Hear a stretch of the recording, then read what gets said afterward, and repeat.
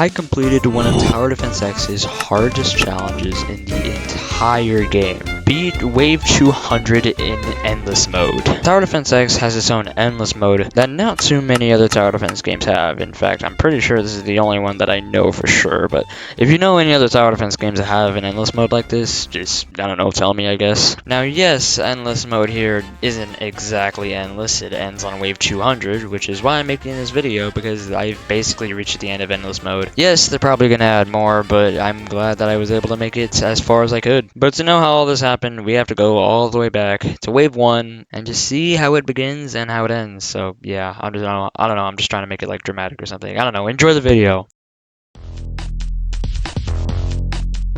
Alright, just ignore what wave I'm actually on, alright? I forgot to press record for the first two waves, but okay, we're starting on wave 3, alright. So the team here is, of course, me, Crimson, Leo, and Potato, where we all gathered up on the TDX Discord server. The first few waves went as any other Endless Mode game, easily clearing out everything before the first boss, which was Plague Doctor on wave 25. Fast forward a few waves later and we get to our next boss in Revive Plague Doctor, but he wasn't really that much of an issue either. Fast forward to wave 35, where we meet our first eradicator of many and also some predators. I got some max Zeds when I finally came back from being AFK, and I started placing some XWM turrets down, which is going to be one of my main DPS towers. Moving over to wave 40, where we meet Eradicator Mark II and another Eradicator, along with some avatars. They spawn in the middle of the path, but they're pretty easy to kill if you have some Zeds and the long range of the XWM turrets. Combine that with my teammates' warships and golden juggernauts, Erad Mark II went down really easily.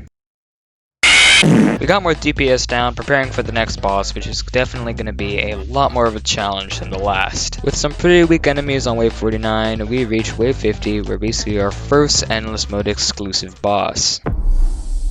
Ooh. Okay, it's got a little kick. Oh!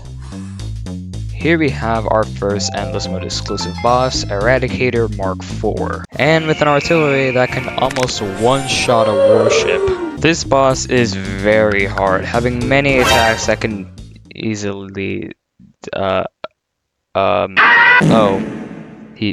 he died. Okay, you may have noticed that I was using a certain tower that was easily stunning the Mark IV there, and this is going into the 4 least expected towers that you would need to reach wave 200. Well, at least I think these are pretty unexpected picks. These are towers that you wouldn't really use outside of Endless Mode, but they do bring you something that could really help, along with 2 others that you probably are familiar with using in Expert Mode runs. But I'll talk more about them later, because here we have our next Endless Mode exclusive boss, Eradicator Mark I Combat. This guy has lasers. Of course, a little bit harder than Mark IV. Mark I Combat is equally as strong and shouldn't be as bad, and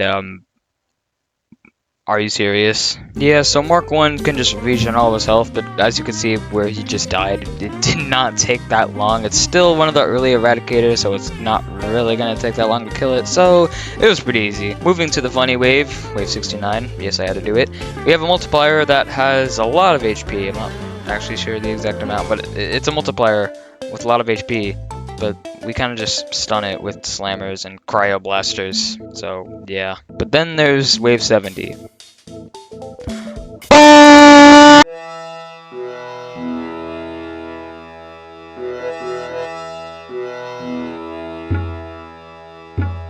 So on wave 70 we have, and when he spawns in, he spawns 14 of your favorite Roblox predators. I'm not kidding. He's got a flamethrower, a laser, a big stick, which is also a gun. Oh, he's dead. I'm just gonna skip over to wave 80. Hey, look at that. It's Calamity, the quote-unquote final boss. It's not the final boss, dude. There's so much more after this. Oh my god. I might as well tell you about the towers that we used during this, now that Calamity is just getting melted right now.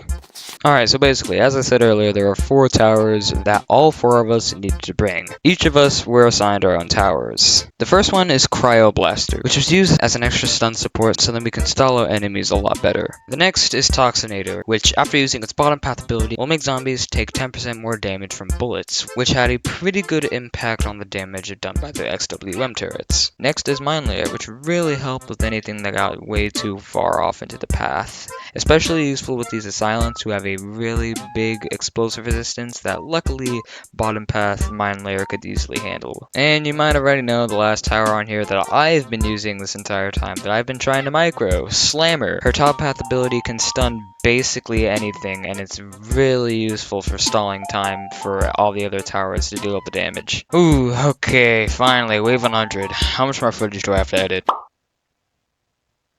What the fuck?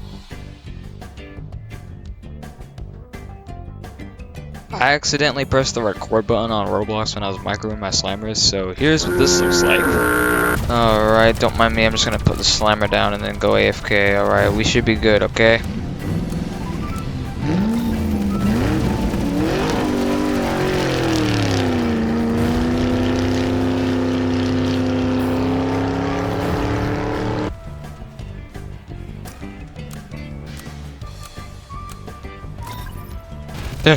Oh, okay, get back. I'm back. What happened? Nothing. Oh, okay, we're doing good. Nothing bad happened. We're alright. Alright, it's none of my own business. Oh my. What is that? No! No, what? No, not again. No, what? Oh, no!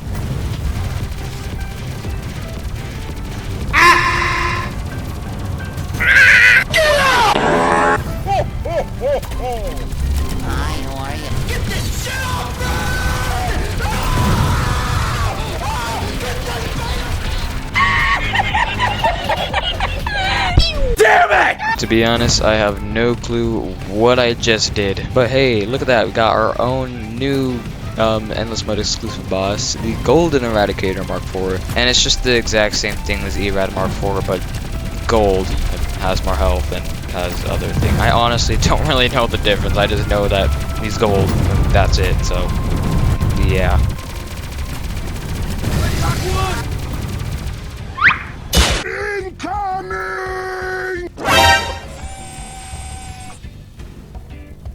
Oh, hey, look who it is again, Calamity. He has a little bit more health than he did before, so, can we do this? I don't know, man. It looks pretty hard. Okay, he may have gone a little bit too far, but you know what? It's alright. We got some microwave, we have warship, we have mine layer. We could easily take it out.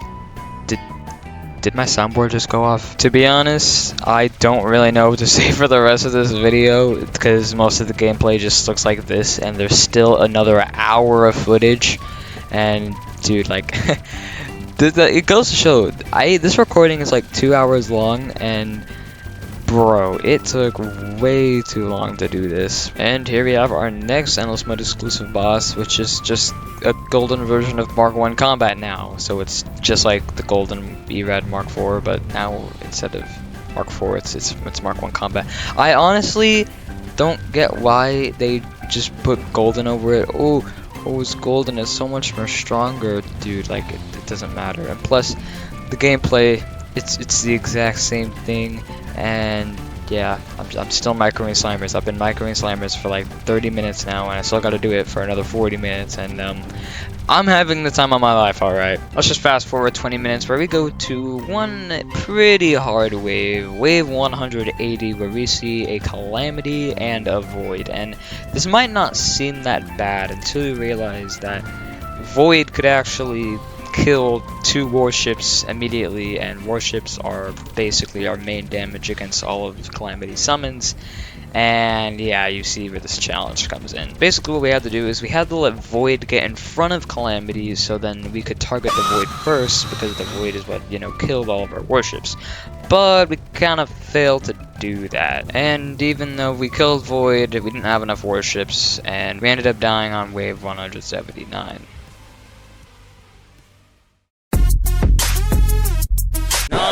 No. We're not ending it here, alright? We're not. Oh, yeah, see, we're not ending it. Yeah, summon rewind. Let's go. Yeah, so we didn't mess up or anything. Yeah. First try. That easy. Let's go. Yeah. Alright, here we are, the last 10 waves, and of course on wave 190 we have 4 Calamities. Like, holy. They all have their, like, regular base amount of health, but there were so many enemies on the screen. Just look at this.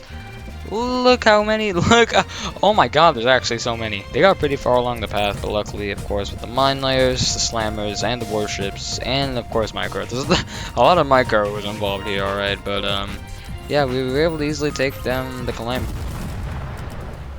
Okay, yes, we may have used a nuke, but listen, we had to basically go in here with at least 2 nukes, one of them for the Void Apex Predator and another for that wave specifically, because that wave is very hard to do legitimately, and you're basically going to need power from waves 190 to 200. So I'm just going to skip on over to this 12-minute long boss fight on Void Apex Predator. Yeah, there are a lot of very bad people on my screen right now. We had to give a lot for this boss fight. Chaining commanders, micro-marine slammers, and just everything. Power-ups too. We needed basically everything in order to kill this thing. He summoned again, and this is where we were gonna use our second nuke because, well, there's look how many, like look how much is going on right now. We're gonna need it.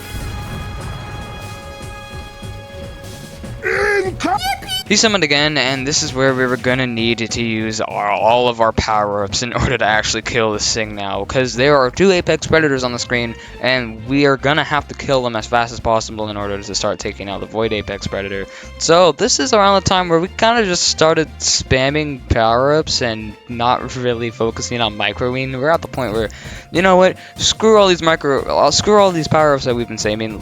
Let's just use all of them immediately. So yeah, that's kind of what we were doing. The 2 other Apex Predators went down pretty easily, but of course the Void Apex Predator still had 12 million HP left, and we were gonna need a lot more in order to kill this thing. But as he reached the final corner, he was at 2 million health, and it was about to be over. Yes, we spammed golden power-ups. There's a golden Zed right there. Yeah, but I think it's over. We finally did it, and oh no! Wait, no, wait.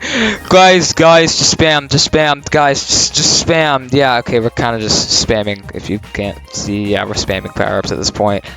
He's almost dead, but there are 2 Apex Predators that could easily ruin everything, and yep, we're using as many power-ups as we can. And he goes down. I didn't even notice it. Hold up. But we did it, and there's just 1 regular Apex Predator, and just like that, we have beaten Wave 200. Ha! No, you thought it was over? Nope.